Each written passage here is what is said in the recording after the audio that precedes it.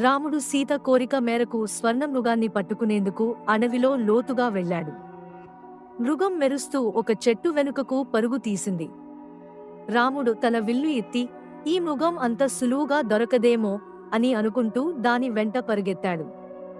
అడవి నిండా పక్షుల కుయిలలు, జంతువుల కదలికలతో నిండి ఉంది. రాముడు దాని వెంబడి విస్తృతమైన అడవిలోకి వెళ్ళాడు. మరీచుడు స్వర్ణముగం రూపంలో రాముడి కళ్ల ముందు పడిపోతాడు.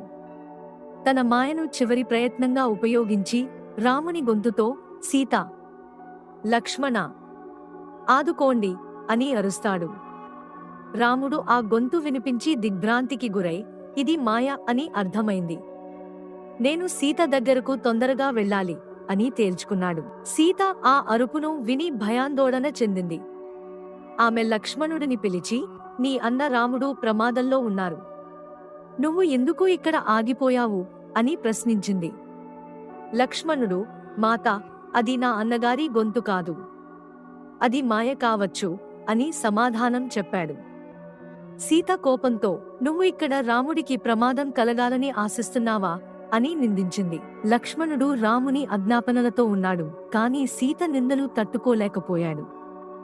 మాతా, నేను వెళ్లే ముందు మీకు రక్షణ కలిగించాలి అని చెప్పి తన విల్లుతో ఒక రేఖను గీసి, ఈ రేఖ మీ రక్షణకు.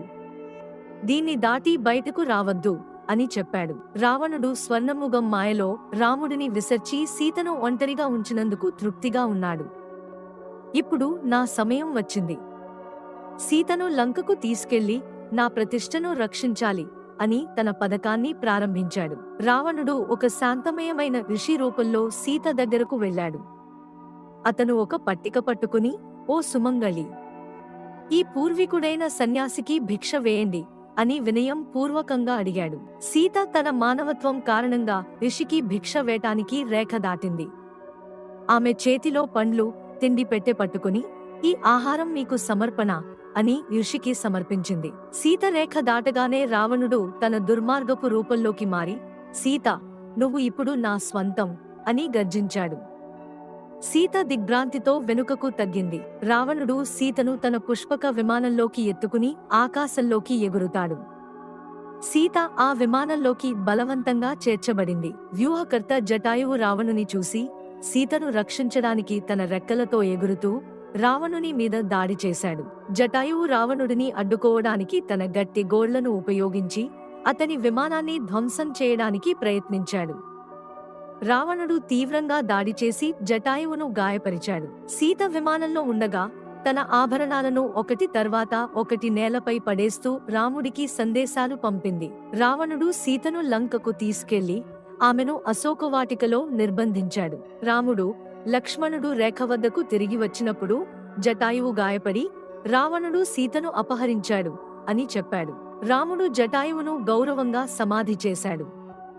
మీ త్యాగం విలువైనది అని రాముడు బాధతో చెప్పాడు. రాముడు లక్ష్మణుడితో కలిసి సీత కోసం అడవి పొడవునా వెతకడం ప్రారంభించాడు.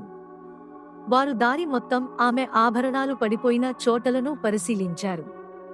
రాముడు తన మనస్సులో ఒక శోకంతో, సీతా, నువ్వు ఎక్కడ ఉన్నావు అని ఆతృతగా వెతికాడు. రాముడు మరియు లక్ష్మణుడు అడవిలో ప్రయాణిస్తుండగా కబంధుడనే రాక్షసుడు వారికి అడ్డుపడతాడు.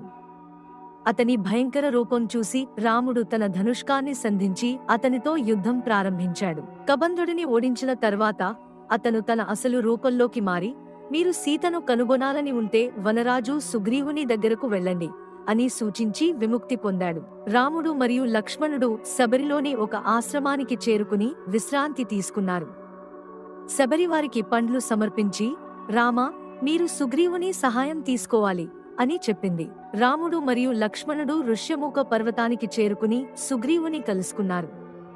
సుగ్రీవుడు తన దుఃఖ కథను రాముడికి వివరించాడు.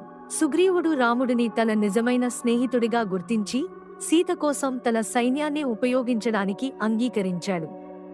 రామా, మీ భార్యను వెతకడంలో మీకు నేను సహాయపడతాను అని హామీ ఇచ్చాడు. సుగ్రీవుడు వాలి తన భార్యను ఎలా హరించి తనను రాజ్యభ్రష్టుడిని చేశాడో వివరించాడు.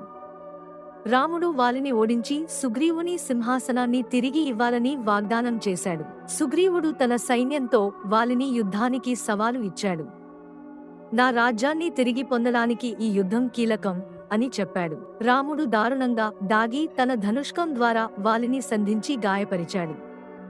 వాలి రాముడిని చూసి, నువ్వు ఇలా దాడి చేయడం సరైనదా అని ప్రశ్నించాడు. వాలి తన చివరి శ్వాసలో రాముడిని విమర్శించినప్పటికీ రాముడు ధర్మం గురించి వివరించాడు.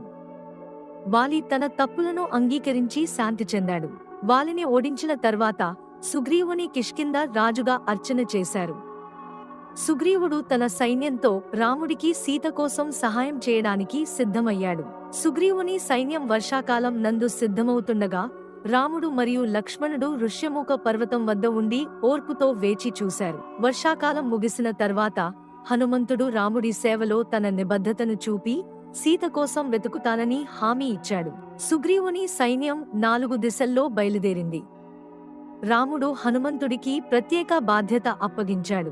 హనుమంతుడు తన ప్రయాణం ప్రారంభించే ముందు రాముడి నుండి ఆభరణం స్వీకరించి, ఇది సీతమ్మకు నా సందేశం అని చెప్పి శక్తి సేకరించాడు. Please subscribe to our channel.